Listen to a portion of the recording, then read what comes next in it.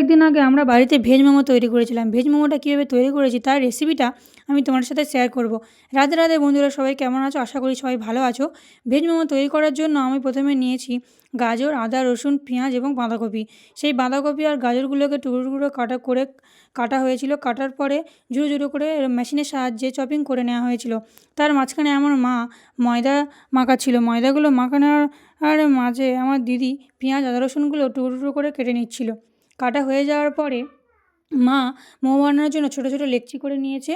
তারপরে গাজর এবং বাঁধাকপিতে নুন মিশিয়ে রাখার পরে যে জলটা বেরিয়েছিল সেই জলটা আমরা ছেঁকে নিয়েছি। ছেঁকে নেওয়ার পরে আদা, রসুন এবং পেঁয়াজের বাটাটা তার মধ্যে দিয়ে দিয়েছি।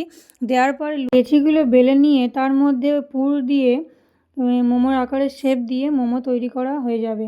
তারপরে আমার দিদি বাড়িতে ঝাল সস তৈরি করেছিল। ঝাল সস তৈরি করার জন্য টমেটো, কাঁচা লঙ্কা এবং রসুন লেগেছিলো। সেটা সেদ্ধ করে নেওয়ার পরে তার মধ্যে কিছুটা নুন, চিনি, লেবু দিয়ে ঝাল সস তৈরি করে নিয়েছিল।